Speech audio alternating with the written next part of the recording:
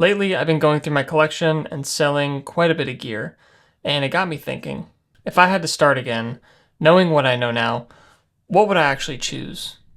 What guitar, amp, effects would give me everything that I need and nothing more?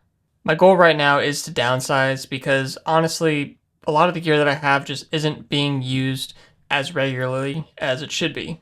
So in this video, I'm choosing one guitar, one amp, and just a few select pedals to give me the sound that I actually need. So in this video, I want to answer a simple question.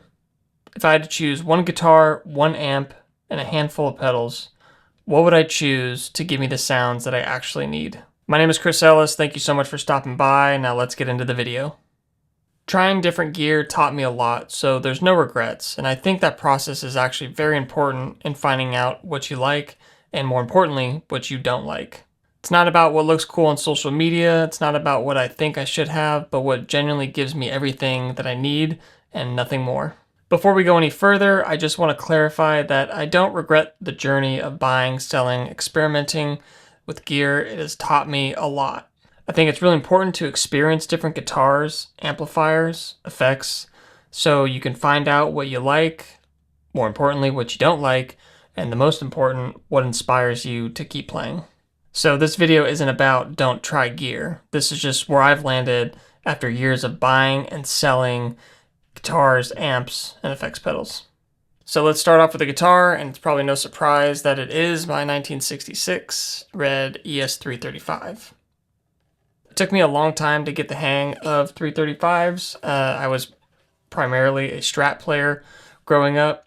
Like I mentioned in a couple other videos, I think I had like 5 at one point, and that's all I wanted to play. And even a friend of mine, a good friend of mine, told me that my sound and how I play would probably sound better on a humbucker equipped guitar like a Les Paul or even a 335. And I was just too stubborn back then to listen, so I just kept on playing the Strats, and it would be years before I would pick up an actual Gibson ES335.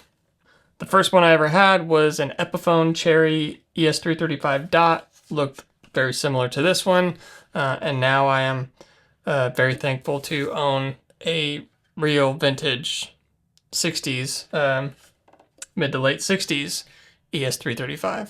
Never thought that I'd be able to afford one, so again, very thankful. I've had quite a few custom shop ES335s over the years, and they've all been great, and I loved them all. But once I got this, I just didn't really see a point in holding on to those anymore, so I let those go, and now this is, right now, my only 335 that I own. I do love the vintage natural ES335s, so that might be an exception if one were to come into my world, but it would have to be pretty special to replace this one. Now let's take a look at the amp that I would choose. And this one's tough because I'm torn between two amplifiers that I really do enjoy playing, and that is my 2-Rock Studio Signature and my 1965 Fender Deluxe. I love them both. They both sound great. They both feel great. The 2-Rock has been a bucket list amplifier for me since about 2016, and I've always dreamt about owning a vintage 60s blackface Fender amplifier. Although it's not the first vintage Fender amp that I've owned, it is by far my favorite.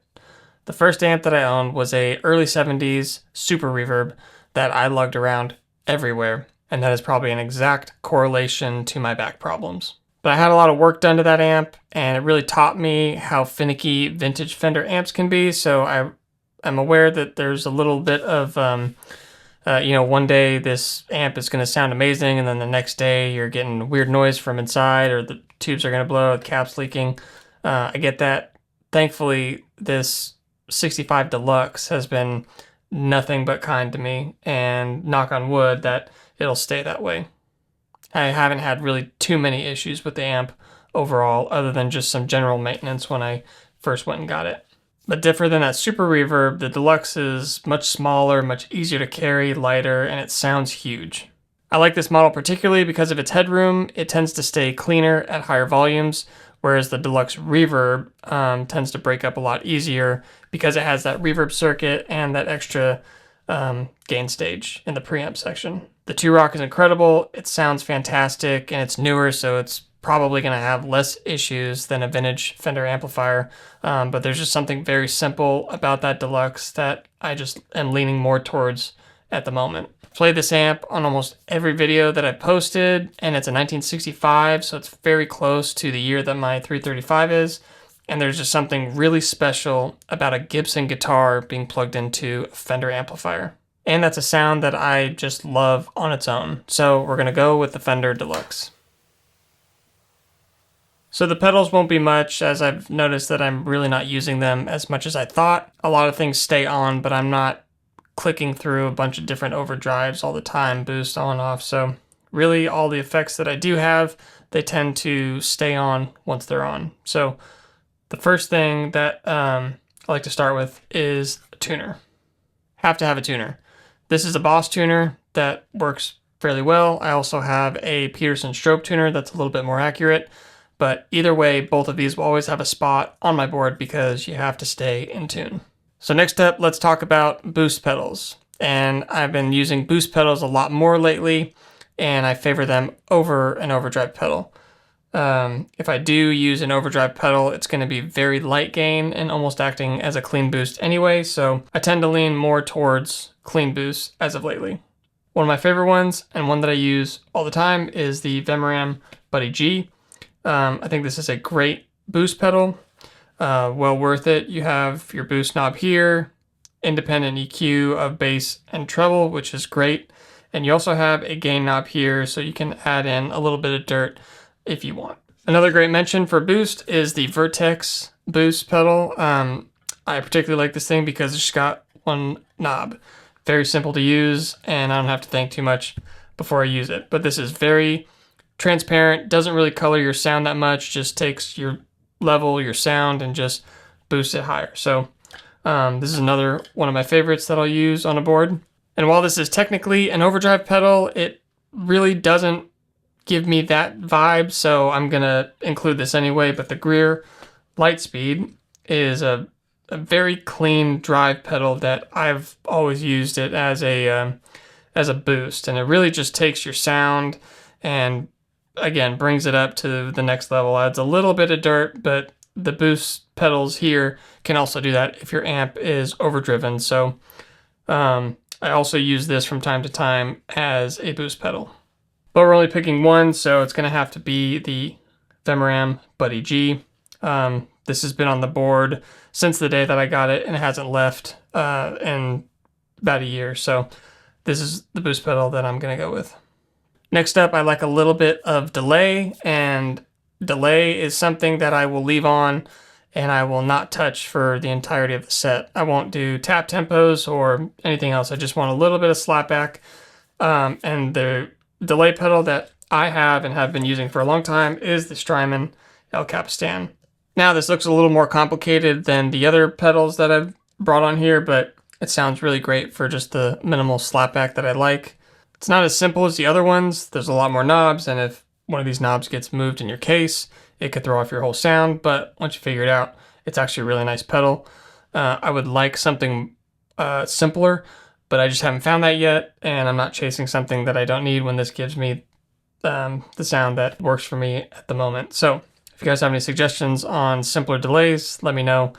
And finally, something that I have to have, and that's reverb. And if you notice on the Fender Deluxe that there is no reverb, so I kind of have to have a pedal for that. And this also helps if in case an amp has reverb that I just don't care for.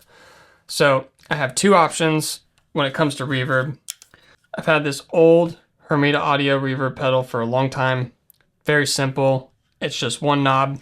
And another favorite of mine is the Topanga Spring Reverb. This is a really cool pedal and has a lot of multi-functions. Like you can actually use this as a boost if you bump the volume up. It has a tone knob, and you can actually mix in your dry and wet signals. So both of these pedals are very important to me, and I am a big fan of both of them. If I had to choose, probably going to go with the Topanga Reverb just for the flexibility of it, but this is one of my favorite reverb pedals. It's just one knob. Sounds great. It's very simple to use. So those are the choices I would make knowing what I know now. To me, a Gibson guitar into a clean Fender amp is just a classic sound that works great. And in my mind, the amp covers a lot of the heavy lifting when it comes to your tone, so any pedals that are added on after that are just supportive of that sound. Having this setup takes away a ton of distraction and helps me focus on what's really important, and that's the music. So that's if I had to start over again.